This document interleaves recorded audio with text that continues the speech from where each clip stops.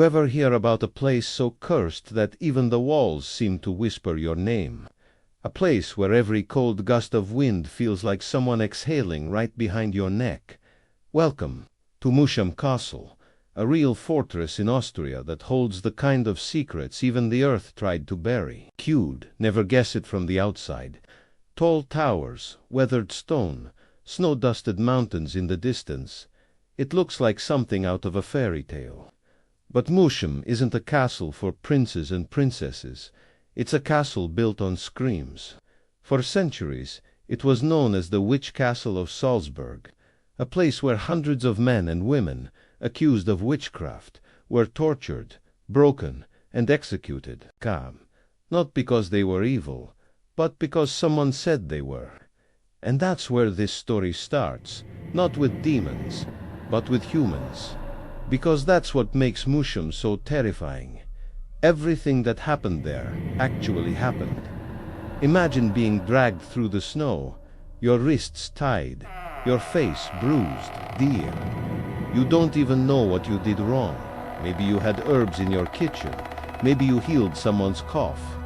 They call you a witch, and suddenly, the castle gates are closing behind you. You hear the heavy locks click shut. You smell the damp, musty air. And deep inside Moosham there's a sound, the faint echo of chains sliding across cold stone floors.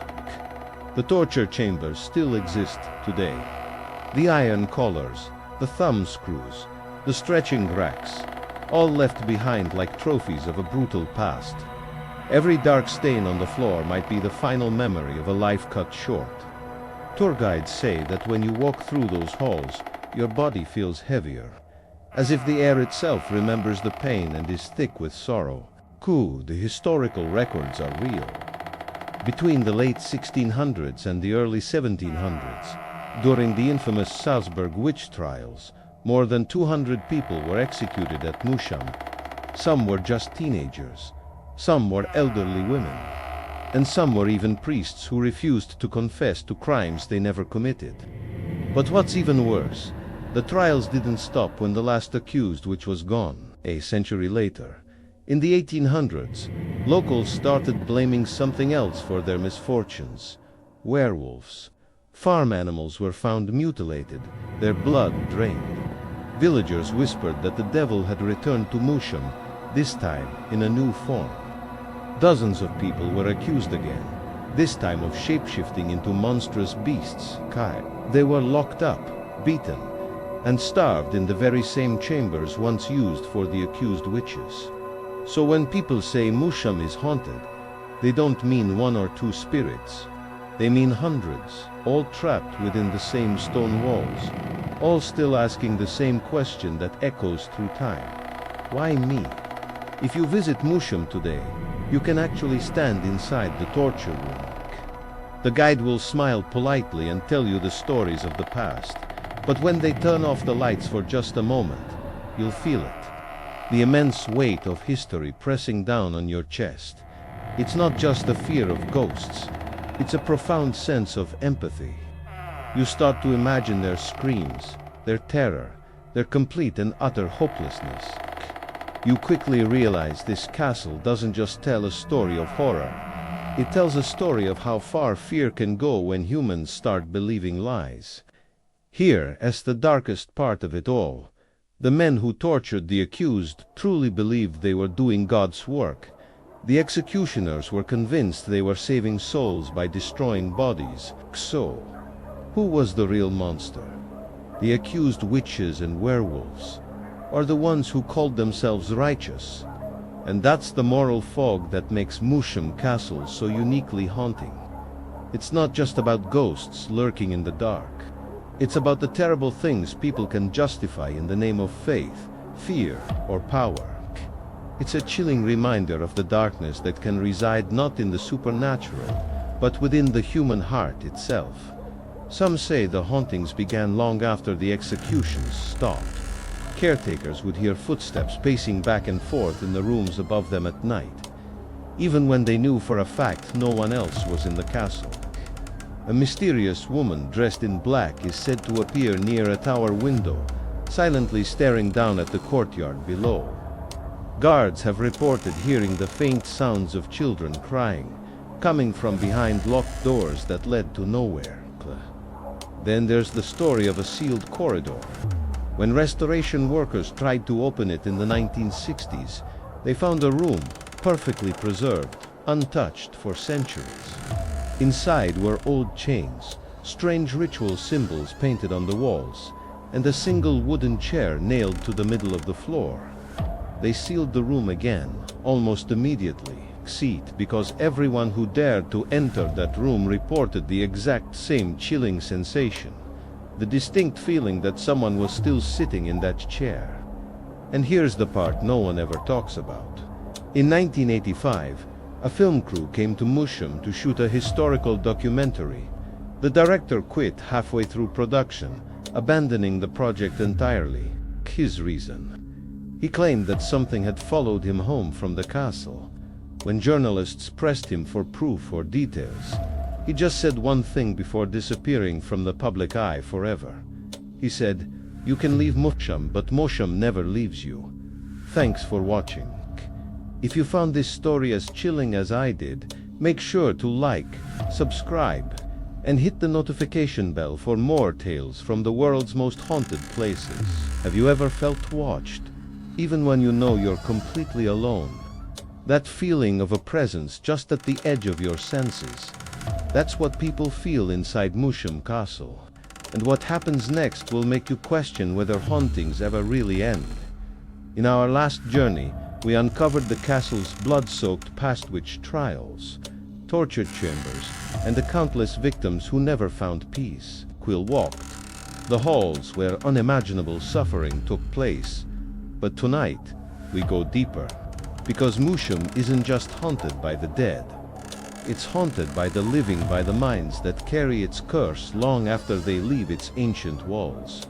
Here's where things get truly disturbing.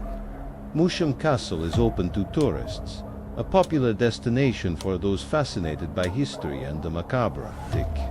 But there are sections that remain locked, areas where even the bravest guides won't venture alone after dark. Why?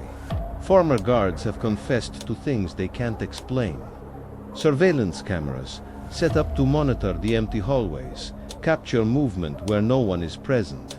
Shadows dart across stone floors, and doors creak open and slam shut on their own.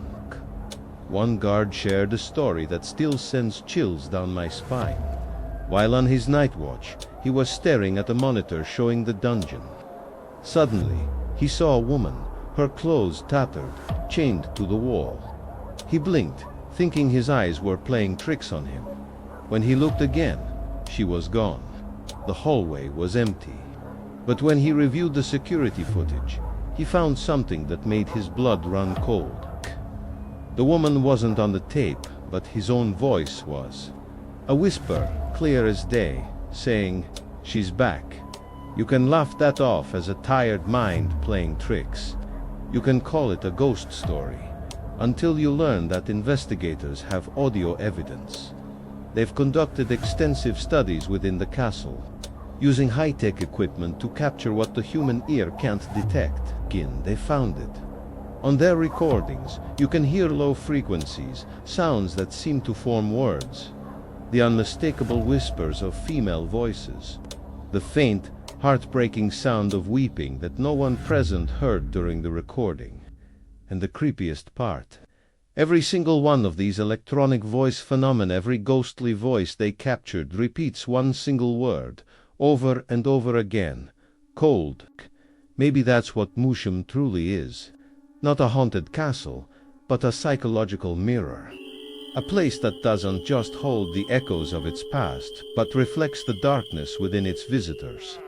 Everyone who walks through its gates brings their own fears, their own guilt, their own secrets. The castle doesn't create terror, it reflects it. It amplifies the anxieties you try to keep hidden. That's why some visitors suddenly break down crying for no apparent reason. Others feel an overwhelming sense of dread and have to flee. Some even faint, their minds unable to separate the crushing energy of the past from the emotions of the present. One historian who has spent decades studying the castle put it best. You don't visit Moosham, it visits you. And if you think that's just a poetic exaggeration, consider what happened in 2011. A group of experienced paranormal researchers was granted permission to stay overnight inside the castle. They were professionals, equipped with every tool imaginable and mentally prepared for whatever they might encounter. 5 of them entered. 3 made it through the night. 2 did not. One of the investigators collapsed in the middle of the grand hall and had to be airlifted to a hospital. The doctors diagnosed him with psychogenic paralysis, a terrifying condition where the brain becomes so overwhelmed by fear that it completely shuts the body down. He was literally frozen by terror. But here's the twist that turns this from a medical case into something much, much darker. When he finally woke up in the hospital, he began speaking. He spoke in fluent German, but it wasn't the modern German of today. It was an archaic dialect from the 17th century. He spoke phrases he had never learned, words he couldn't possibly know. And he kept repeating the same desperate plea, over and over again. Ich bin unschuldig. Sie lügen. I am innocent. They lie. The exact words documented in the trial records of the women accused of witchcraft centuries ago. So what are we really looking at here?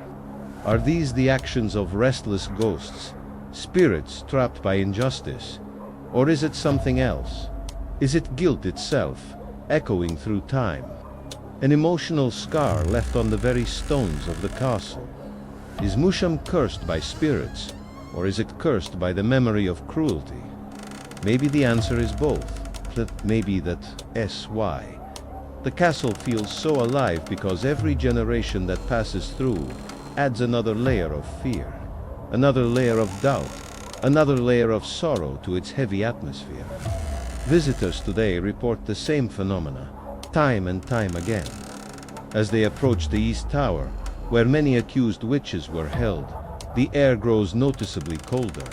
The temperature drops several degrees in an instant, even on a warm summer day. Others claim to smell the acrid scent of burned flesh in the dungeon, even though the torches haven't been lit in centuries.